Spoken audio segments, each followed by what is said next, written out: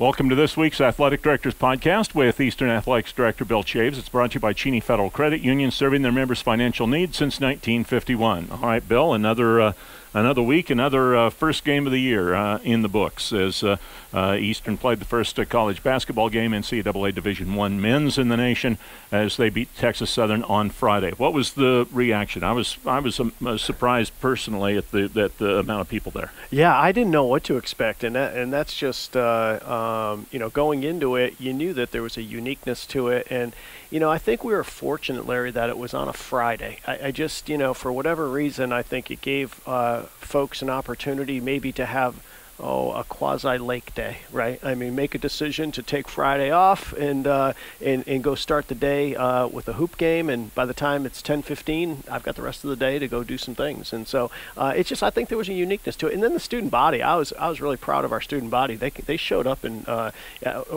more than I anticipated, and again, I'm not quite sure what I was anticipating.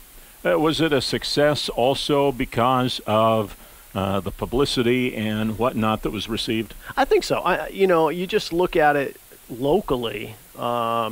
Obviously Gonzaga's got a really, really good team. I mean, we saw them play, that evening against Sacramento State, who, Sac State's going to be, I think, pretty good in our league, and Gonzaga just had a great day. But with them playing in the evening and us maybe kind of kicking things off, it gave us an opportunity to kind of carve out a part of that day in a unique way. And then, of course, when you do something like that, you need to play well, and fortunately we did do that as well. Yeah, especially the last 28 minutes, it all went well for the Eagles in that game.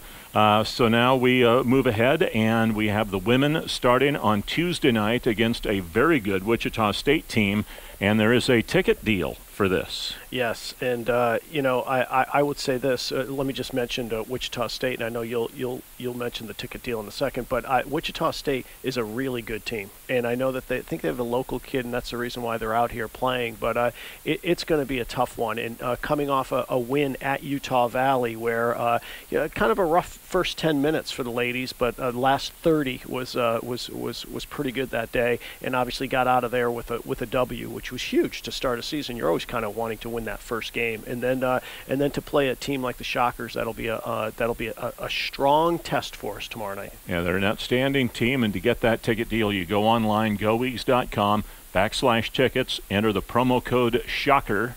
I knew there was a C in there somewhere. So Shocker, and you get a $2 ticket if you enter that promo code. Should be great. Yep. All right, so one other thing on the basketball front I want to mention, because we will not have one of these next week. I'll be in Indiana with the men's basketball team, so we won't have another one until after Thanksgiving. But on Sunday the 30th, it's a men's and women's basketball doubleheader on Reese Court. The men play Eastern Oregon at 2, followed by the women versus Central Washington. And 2 games for 1, in essence. You're not clearing out the building, and you have to pay admission to see 2 games. No. And I think we try, or at least what we've tried to do over the last couple of years, is do a game like this. Try to get it figured out. So can it work out where both teams can play at Reese, and so you get a look at both of them. So kind of get a 2-for-1 special that day.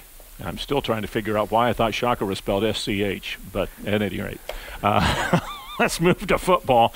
Hey, it's a bye week. I'll say it's early on a Monday. That's my excuse. A football bye week this last week, and of course things got ratcheted up a little bit in the Big Sky on Saturday with Northern Arizona losing at North Dakota. Yeah,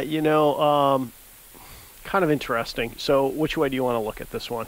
Certainly from a perspective of the Big Sky Championship, and I know that's the way Coach Baldwin will look at it for sure, and you should. I mean, the very first thing you're always trying to do is win your conference championship.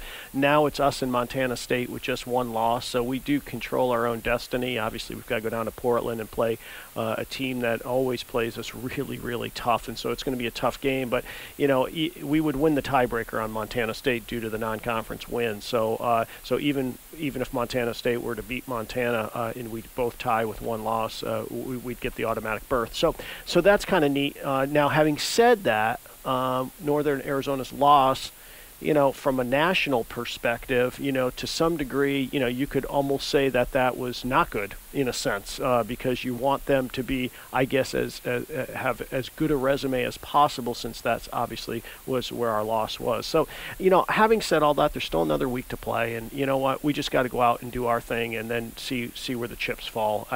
We saw in 2010, Larry, we were the last one to, or we weren't the last one to lose, so we ascended up the polls to number 1, and then the brackets came out, and people were perplexed why we were a number 5 seed, because they look at the whole resume. So I'm still convinced, and maybe I'm just whistling in the wind here, but I'm convinced our resume is pretty darn good, and if we're able to be fortunate enough on Friday, I don't know where we're going to fall seed-wise at this point in time. Obviously, we've got to figure out who wins this weekend, but I'll stack our resume against anybody in the country.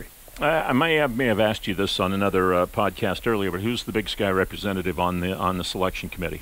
Because I know it used to be Tory Chisholm. Yeah, Tory was, and now Jeff Tingey from Idaho State is. So he's he'll get in the room, and they go through all the stuff. I mean, they have everything, and again, you're looking from August 23rd on. I mean, it's not just what has happened over the last 5 weeks. Although obviously, winning going out at the end does play a role, but it's not the entire enchilada, so to speak. And you still have to enter bids if you want to host games, and I'm assuming Eastern has put in those bids or will be doing so. We did. Okay. We did, and so that's done. Actually, they were due today, and so we put those in. Don Ross put them in over the weekend, and so bottom line is this: if we're fortunate enough to be a top 8 seed, all those 8 seeds do receive first-round buys, so you're not playing on Thanksgiving weekend, and basically teams 9 through 24 play that weekend,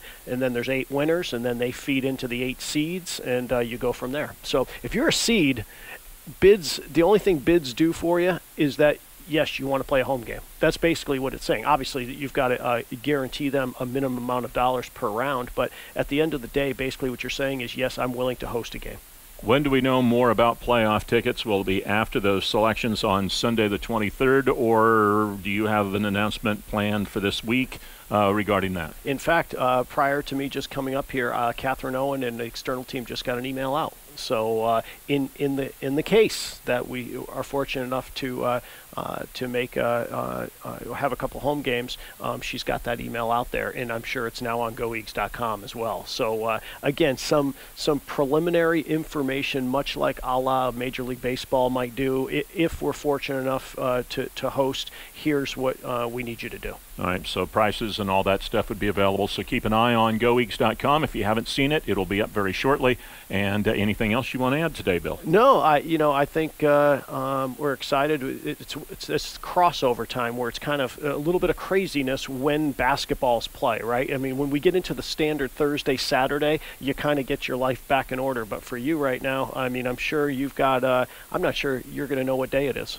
I'm pretty sure on Monday morning I won't know what city I'm in when I wake up, because I'm going Friday here to Portland, Saturday morning Portland to Seattle, Seattle to Dallas, Saturday night basketball, men's basketball at SMU, Sunday to Indianapolis, and that's why I say I'm pretty sure on Monday morning I'm not going to know where I'm at, because basketball is at Indiana University on Monday night. Well, and what's unique is I know it's just kind of strange how it all works, but the SMU men are playing here in Spokane against Gonzaga, and then we're playing them at their place, yet our women are playing that same day at SMU. So Go figure. That was just, it's strange how scheduling works. You almost think like we planned that. It really wasn't the plan per se, but it's just always interesting, and there were some interesting results over the weekend too. Portland State beating USC at USC. Good win for the Vikings and Coach and Tyler down at PSU, so good for them. All right, very good. No podcast, no video cast next week. Have a happy Thanksgiving to you and your family, and we'll check back with you on